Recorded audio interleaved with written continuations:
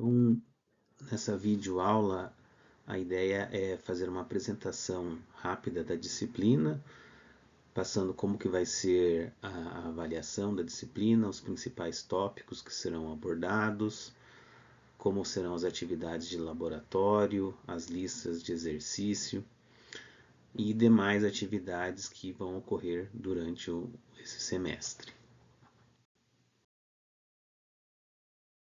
Na disciplina de eletrônica analógica, nós vamos abordar os seguintes tópicos dentro da ementa. O primeiro deles serão os diodos semicondutores. Então, nós vamos estar abordando esse novo componente que vocês ainda não conhecem, entendendo como ele funciona e as aplicações dele em circuitos eletrônicos. Nós também estaremos estudando os transistores bipolares de junção, que são componentes bem importantes na eletrônica, e também vamos estar vendo como ele funciona, as equações, o modelo e os circuitos de aplicações que a gente pode fazer com esse tipo de componente.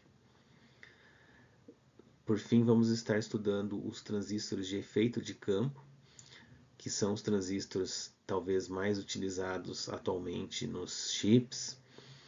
E como já foi dito antes, também será visto a parte de modelos, de equações, o funcionamento e as aplicações, circuitos que podemos fazer com esse tipo de componente. E também vamos estar vendo amplificadores operacionais e algumas aplicações, mas direcionados a não idealidades de amplificadores operacionais, porque esse tópico vocês já viram ou já tiveram uma introdução razoável na disciplina de análise de circuitos.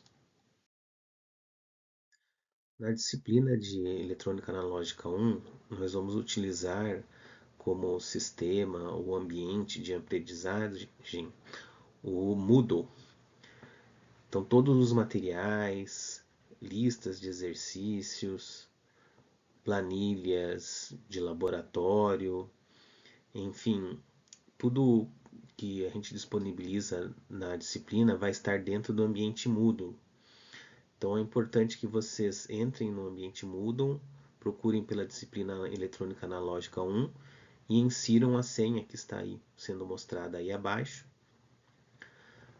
para que vocês possam acessar e já começar a conhecer todos os materiais que estão disponíveis nela, tá?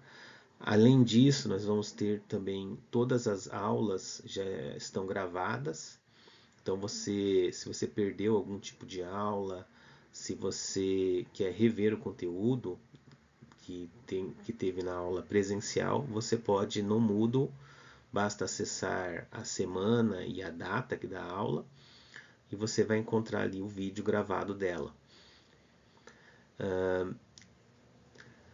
Sempre no Moodle vai ter informações também sobre quantos minutos é cada aula para que você possa se organizar e se organizar seu tempo caso você queira rever ou então estar vendo uma aula que você perdeu. Então também ali no texto da aula, do vídeo da aula, no Moodle tem a quantidade de tempo que você precisa. Assim você consegue se programar para poder recuperar aquele conteúdo que você perdeu. As nossas aulas ocorrem sempre nas segundas, quartas e quintas-feiras. Nas segunda-feiras, a aula é de laboratório. Na quarta-feira, a aula é normalmente de teoria. Então, é dado ali no quadro ou em slides. E na quinta-feira, na maior parte das vezes, vai ser resolução de exercícios. Então, eu vou passar alguns exercícios, ou em listas automatizadas do Moodle ou na própria lousa, e vocês vão estar utilizando toda a aula para fazer exercícios. Tá? Isso pode mudar em algumas semanas, mas predominantemente vai acontecer dessa forma. Lembrando que a gente pode ter atividades pré-aula, e isso vai estar descrito no Moodle. Então é muito importante que toda semana ou antes do início da semana, você consulte no Moodle as atividades pré-aula. Por exemplo, nas aulas de laboratório, em alguns casos, você pode ter que projetar um circuito ou fazer alguma atividade relativa ao circuito do laboratório. Isso vai estar descrito na atividade pré-aula no Moodle naquele dia e semana correspondente. Na quinta-feira também vai ter algumas atividades pré-aula. Então, ela tem a resolução de exercícios, mas muitas vezes vai acontecer essa atividade pré-aula, que vai ser, muitas vezes, você resolver um exercício e trazer ele manuscrito para a aula. Pode ser você pesquisar sobre algum assunto. E essas atividades pré-aula, que é importante que vocês saibam, é que elas valem nota. Então é muito importante que toda semana você esteja acessando e acompanhando o Moodle, porque lá tem descrito o que tem de atividade pré-aula, né? Ou seja, cada aula está bem detalhado ali no Moodle o que você precisa fazer. Lembrando que todas as nossas aulas são presenciais, tanto de segunda, quarta e quinta-feira, e que a gente faz chamada logo no início da aula ou no final da aula, daí depender aí do caso. Então, não faltem nas aulas, porque é feito a chamada, é feito o controle, e quem ultrapassar a quantidade de faltas prevista vai acabar sendo reprovado por faltas. Vamos falar um pouco sobre as atividades pré-aula. Normalmente elas ocorrem nas segundas e quinta-feiras. Então são atividades que você faz em casa e tem que entregar nesses dias. Pode ser que algumas segundas não tenha, pode ser que algumas quintas não tenha, mas normalmente elas têm, principalmente nas quintas-feiras e segundas-feiras, dependendo, pode não ter, tá? Para isso, acesse o Moodle sempre e veja as instruções. Elas, como a gente já falou antes, pode ser de leitura, de pesquisa, ver um vídeo, fazer um exercício, projetar um circuito, simular um circuito, tá? Todas essas atividades pré-aulas, elas são avaliadas e elas fazem 15% da nota da disciplina, então tem um peso considerável. Então é importante que vocês se atentem para essas atividades. Lembrando que como elas têm toda segunda e toda quinta-feira, né, ou pelo menos normalmente tem nesses dias, são várias atividades, então é feita uma média aritmética. Então não quer dizer que se você perder ou faltou uma segunda ou uma quinta-feira, que vai baixar muito essa nota. Tá? Então vai ter, às vezes, só para dar um exemplo, às vezes você vai ter ali 10, 15 atividades pré-aula. Tá? Então se você faltar uma delas, em vez de você ter 15%, você vai ter 14%. Então vai ser pouca coisa que vai mudar. Tá? A atividade pré-aula, isso é importante que eu destaque aqui, ela tem que ser entregue até 10 minutos do início da aula. Por quê? Porque a ideia é que na aula a gente vai trabalhar justamente aquele conteúdo que foi estipulado na pré-aula, que vocês estudaram na pré-aula. Então, se você entregar no final da aula, não vai adiantar mais, tá? Ah, mas eu cheguei atrasado ou faltei a aula. É aceito a atividade pré-aula? Sim, só que dela vai valer 50% menos do que entregou ela até 10 minutos do início da aula. Então ocorre uma redução aí de metade da nota. Além disso, também eu vou estar passando durante as aulas de segunda e quinta-feira, ou seja, nas aulas de laboratório e nas aulas de quinta que são de desenvolvimento de exercícios, eu vou estar passando e olhando quem está fazendo o laboratório e quem está fazendo os exercícios. Se você não estiver fazendo os exercícios ou não estiver fazendo o laboratório, a atividade pré-aula daí vai ficar sem nota. Tá? Porque, infelizmente, eu vou precisar fazer isso porque foi verificado em outros semestres que os alunos entregavam atividade pré-aula e ficavam na aula sem fazer nada. porque já tinha nota garantida. E a ideia da atividade pré-aula é justamente uma preparação para aquela aula, para que ele aproveite os conteúdos daquela aula ou os exercícios que ele vai fazer naquela aula. Então, por causa disso, eu vou estar passando na carteira ou na bancada dos alunos e vendo quem está fazendo a atividade. Se não está fazendo atividade, tá, vai ser descontado, podendo até ficar sem nota nenhuma naquela atividade pré-aula. Então, não adianta fazer atividade pré-aula e vir para a aula e não fazer nada. Tá? Então, são duas coisas que andam juntas.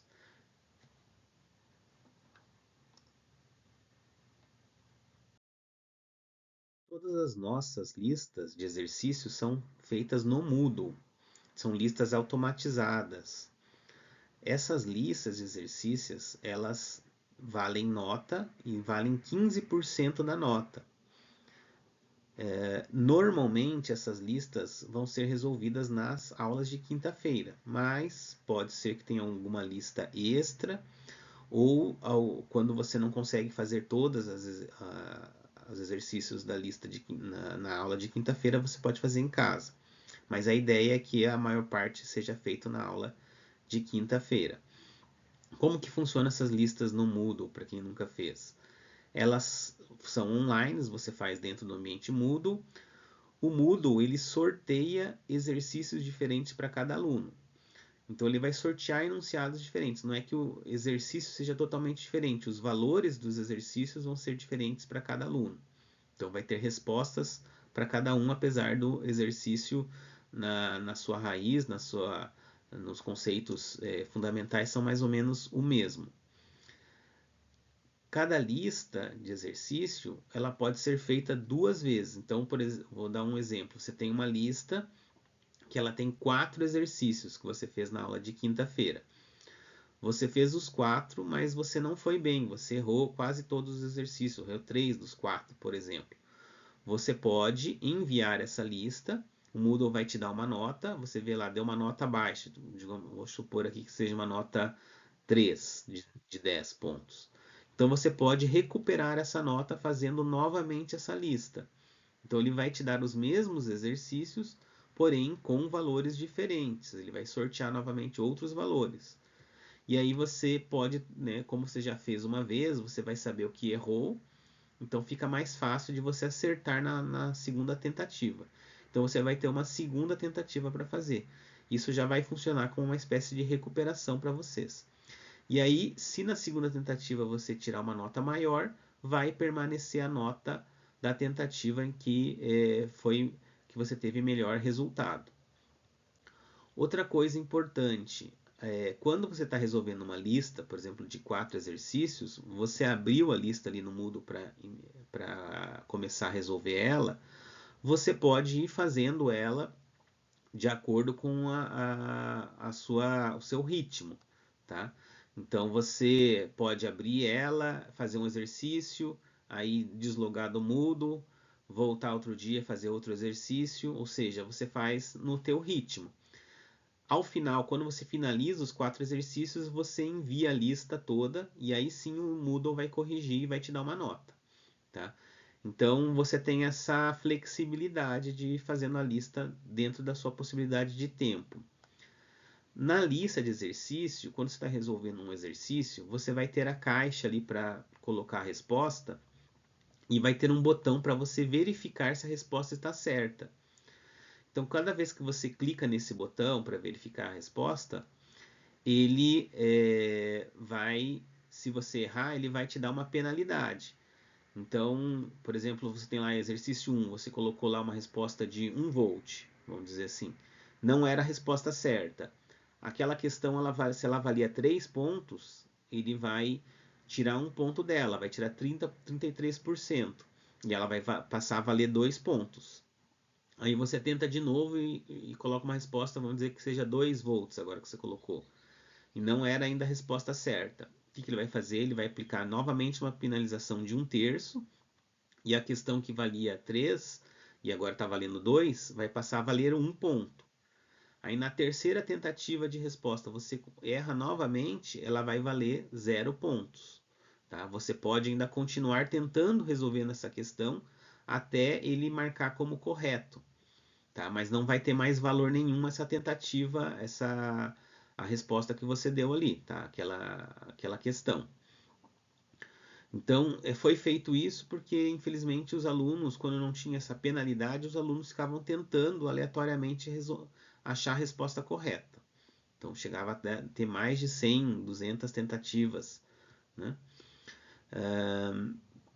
Não deixe para você fazer essas listas de última hora, né? Quem não está fazendo, não fizer na aula de quinta-feira, né? Fizer em casa, as listas elas têm um prazo para fechar. Então, normalmente tem lá na aula de quinta-feira que elas abrem, ela fica aberta ali por uma semana, mais ou menos, até o domingo. Então você fica se teve a aula na quinta-feira, ela fica até o domingo, sem ser o próximo, no outro, né? Então daria mais ou menos uma semana, uns 10 dias mais ou menos que ela fica aberta, tá? Mas não deixe para fazer ali na última hora do domingo, que às vezes você pode ficar sem internet, o servidor da UTF pode ter algum problema, né? E então a dica é não deixar para a última hora. Se você tiver algum problema para resolver a questão, verifique as dicas que aparecem quando você erra a questão. Então, quando você erra a questão, aparece alguma dica embaixo, ou às vezes, colocando o mouse por sobre a caixa da questão, aparece uma dica, abre uma caixa de diálogo com a dica. Tá? Essa dica, normalmente, ela refere-se ao livro do Hasav, que é o nosso livro texto, que a gente vai falar mais para frente. E também tem as dicas, você pode consultar o material complementar do livro do Hasav, que é o nosso livro texto, que também está disponível no Moodle, lá no finalzinho do Moodle vai ter os solucionários do livro do Hasav.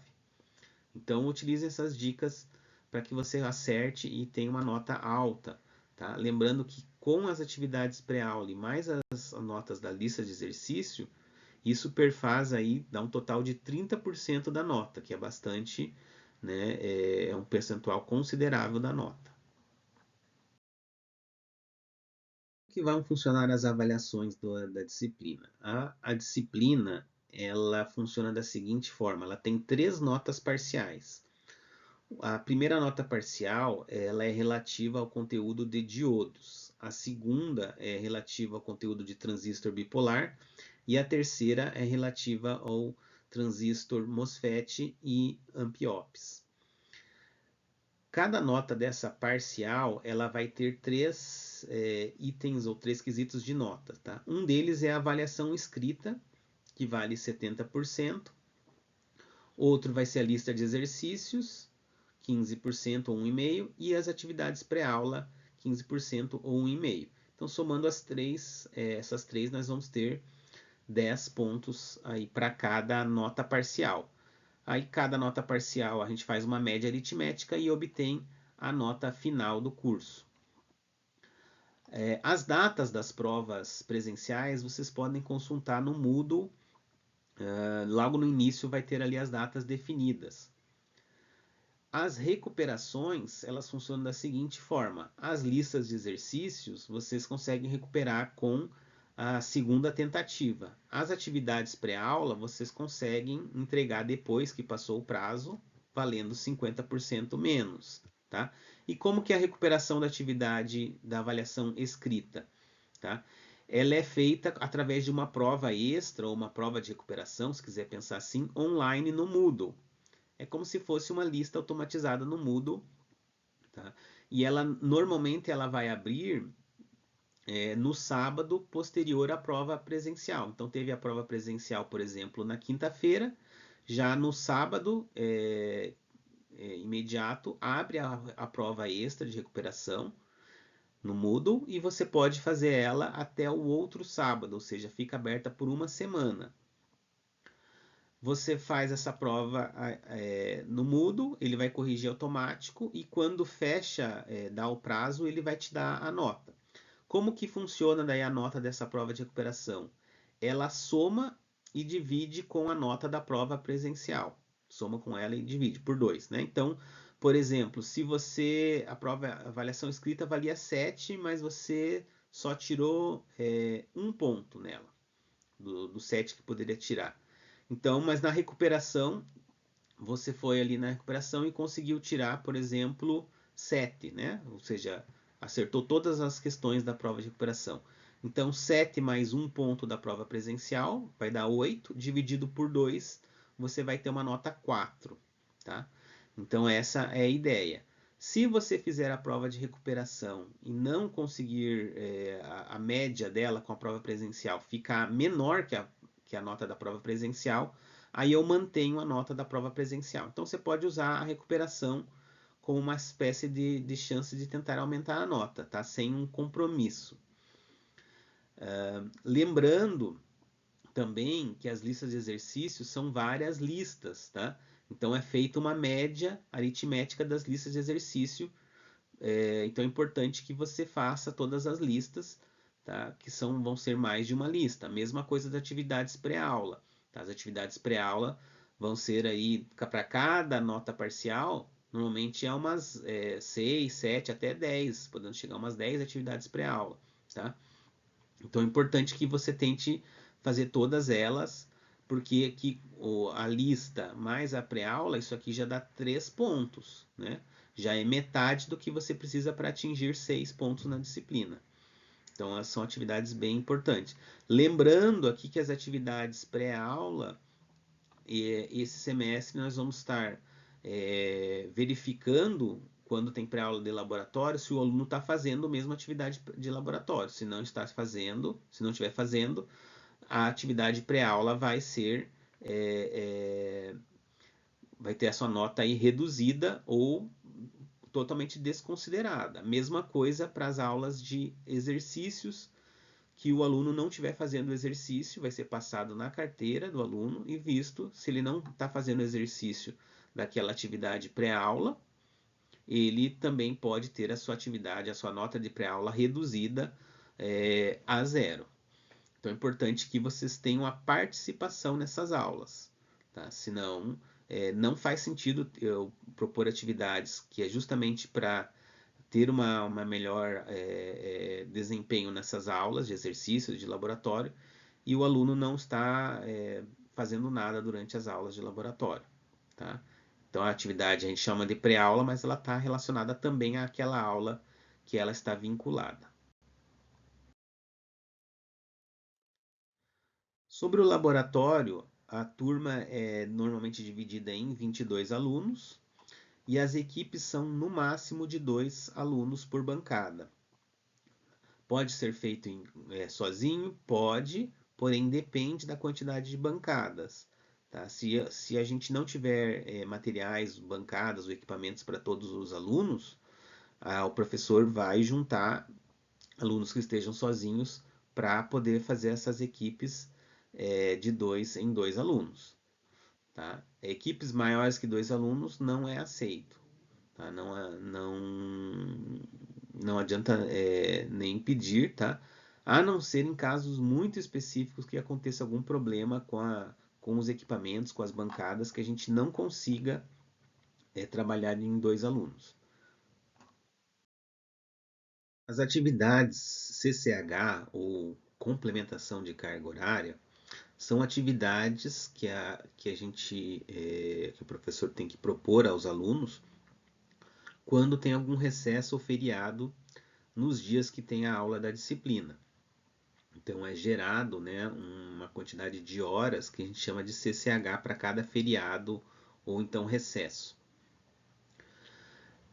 Sempre observem no Moodle, quando tem esse recesso ou um feriado, ele vai aparecer lá que você vai ter que assistir alguma videoaula e fazer alguma lista de exercício, algum trabalho, para comprovar que você realmente viu aquela videoaula.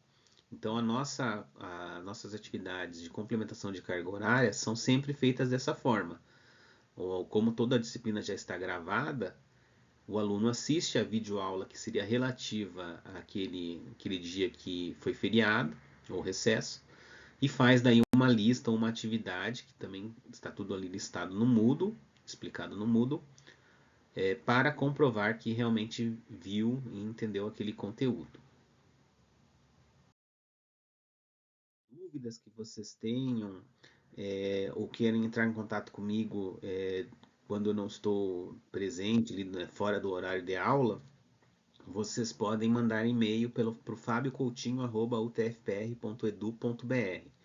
Peço que não utilizem ali o sistema de mensagem do Moodle para o professor, porque ele não funciona muito bem, tá? De preferência, sempre utilize a comunicação via esse e-mail. Quando você fizer alguma lista de exercício que você acha que deu algum problema, que o Moodle corrigiu errado, mande sempre por e-mail a lista, o número do exercício, foto da tua resolução, que eu te respondo daí por e-mail, tá? É, por e-mail é mais certo de vocês, principalmente essa questão de listas, tá? De problemas de exercício de lista, é melhor mandar por e-mail, porque quando falam comigo no final da aula, eu acabo esquecendo ou não lembrando exatamente qual que era o exercício que o aluno falou, tá? E no e-mail eu sempre respondo, tá? Pode demorar um pouquinho às vezes, dependendo da semana, que está mais corrido, mas eu vou estar sempre respondendo. Então, quando você precisa de uma resposta do professor, sempre mande por e-mail que é garantido que você vai ter uma resposta. O livro que a gente vai utilizar como bibliografia básica e vai ser o nosso livro texto é o livro do Behzad Hassave, Fundamentos de Microeletrônica. É um livro já bastante antigo, né, de 2010, já tem aí 15 anos, acho que já está acho que na terceira ou quarta edição. Essa aí é a foto, se não me engano, da segunda edição. A gente tem vários dele na biblioteca e também vocês podem consultar ele na biblioteca online da UTFPR, também tem ele lá disponível. É um livro que eu considero bastante didático e por isso eu adotei como livro texto. É, ele tem uma abordagem um pouco diferente, principalmente na parte de transistores, que eu considero muito boa em relação a outras bibliografias mais antigas até que ele. Por isso que eu adotei ele como livro texto. Outra bibliografia que é muito utilizada em várias universidades e é até mais antiga, né, que o livro do Hassave é o livro do Cedra, que é o Microeletrônica. É um livro que já está, se não me engano, na oitava edição ou nona edição. Então é um livro já muito que já foi reeditado várias vezes, então muito antigo e bastante utilizado em vários cursos de eletrônica. Porém, eu acho ele um pouco pesado e meio difícil de entender para alguns alunos numa primeira vez que está estudando a disciplina. Mas ele, como referência, ele é muito bom. Em alguns tópicos da disciplina, a gente vai estar utilizando ele, como por exemplo na parte de diodos Zeners, que não tem no livro do Hassave.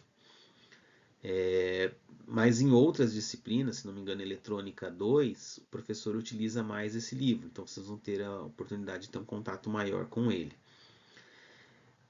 Uma coisa importante de ser dita é que tanto o livro do Hassave quanto o do Cedra, eles falam em microeletrônica. Então esses dois livros, eles são muito focados na parte de eletrônica para chips, que não é muito o objetivo da nossa disciplina e nem o perfil de formação aí dos engenheiros eletrônicos no Brasil, porque a gente não tem essa oportunidade de trabalhar no desenvolvimento de chips eletrônicos, a gente faz mais placas eletrônicas. Porém, para você chegar nessa questão de miniaturização, de fazer chips, né, dessa microeletrônica, você tem que entender a eletrônica discreta, né, que é essa com componentes que não estão integrados num chip. Tá? Então, por isso a gente acaba usando esses livros, apesar de que tanto esse do Cedra quanto o Hassave, eles terem esse foco maior para os chips, né? Para circuitos integrados. Como referências complementares, nós temos o livro do Boylestad, que está aí a capa, Dispositivos Eletrônicos, também é um livro bastante editado, já está já passou de 10 edições, então um livro bastante utilizado. Ele tem uma abordagem em alguns pontos que eu acho mais assim rasa, mais simples, por isso a gente não utiliza ele. Mas ele também é uma boa referência para quem quer estudar ou continuar o seu estudo. Além desses livros, do livro do Bolestad, nós temos o livro do Malvino, tá aqui, tá? Que são dois volumes, também é um livro bastante interessante, tá? Ele é mais voltado para cursos técnicos de eletrônica. Então, algumas coisas ele não aborda com muita profundidade, mas em alguns outros pontos de aplicações de circuitos ele vai de forma bastante avançada. Também tem o livro aqui de amplificadores operacionais do Comer, né? E também aqui fundamentos de projetos de circuitos, e o último aqui é o Jung, que também já é uma biografia aí mais avançada, né, como referência complementar para quem quiser se especializar mais no assunto. O livro aqui extra que eu tenho utilizado como bibliografia, apesar de a gente não ter muitas unidades na biblioteca física, mas nós temos acesso na biblioteca online, é o livro do Sérgio Franco. Aqui está a capa dele em inglês, mas em português é Projetos de Circuitos Analógicos. E o interessante desse livro é que ele separa entre discretos e integrados. Então ele tem uma parte que é o que a gente utiliza, que é os componentes discretos, tá? E tem aquela parte de microeletrônica, que é os componentes que ele chama de integrados, né? Integrados em chips. Então, esse é um livro também razoavelmente novo, de 2016, mas tem uma abordagem bem interessante na parte de eletrônica, principalmente por fazer essa diferenciação entre discretos e integrados. E é mais uma bibliografia que eu recomendo para quem quer se aprofundar mais na área. Então, obrigado pela atenção. Espero que tenha esclarecido todos os detalhes da disciplina. Caso fique alguma dúvida, vocês podem me mandar por e-mail ou então me contatar pessoalmente nos horários de permanência que estão lá no Moodle ao aluno. E no mais, desejo um bom estudo, um bom semestre a todos.